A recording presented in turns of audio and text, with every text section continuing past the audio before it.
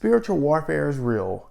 Child trafficking is real as well, and it has unfortunately ravaged not only the United States, but the entire world.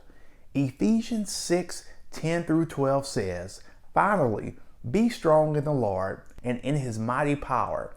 Put on the full armor of God so that you can take your stand against the devil's schemes. For our struggle is not against flesh and blood, but against the rulers, against the authorities, against the powers of this dark world, and against the spiritual forces of evil in the heavenly realms." Having said this, the founder of the organization that inspired the box office hit Sound of Freedom says the media backlash to the film may be a sign of spiritual warfare. I couldn't agree more. We know that the enemy's MO is to kill, steal, and destroy.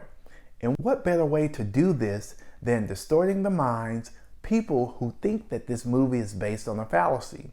Tim Ballard, who's the founder of Operation Underground Railroad, which rescues children from sex trafficking rings around the world and inspired the hit film, said he can't explain why so many media outlets and personalities have ridiculed the movie as a QAnon adjacent conspiracy theory. To me, this shows people's ignorance, immaturity, and cold heart.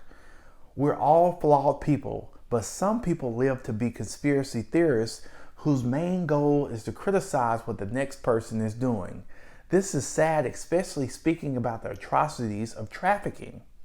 In an appearance on Fox News, Fox and Friends, Ballard said the media's monolithic effort to link the true story of a U.S. Department of Homeland Security agent rescuing 2 young children from human traffickers in South America is inexplicable. I can't explain, and neither can they. Ballard, who formerly worked as an investigator for DHS, reacted to reviews of Sound of Freedom from Rolling Stone, The Guardian, and other outlets, which linked the film's plot to QAnon. In one clip, CNN's Mike Rothschild said the film was made in response to a moral panic, which he claimed was based on bogus statistics and fear. Ballard called such claims not only baseless, but ignorant of the facts. A moral panic? That's really what Rothschild said. I can't do anything but shake my head to that. These comments are baseless. What's true is the moral aspect of what he said. This is simply moral decay at its highest form. Immorality is running rampant, and this movie has done a great job, in my opinion, of exposing the demonic forces that are behind the immorality. It's embarrassing and frankly grotesque for this guy who knows nothing to start throwing out terms like QAnon and connecting it to a real story, he said. Adding such responses make him question whether there's some other agenda, because why do this? Meanwhile, Ballard argued, the media seems less eager to report on the estimated 150 billion global human trafficking trade. Shown in only 2,600 theaters, Sound of Freedom beat out Indiana Jones and The Dial of Destiny for the top spot of the 4th of July holiday with a bold message: God's children are not for sale.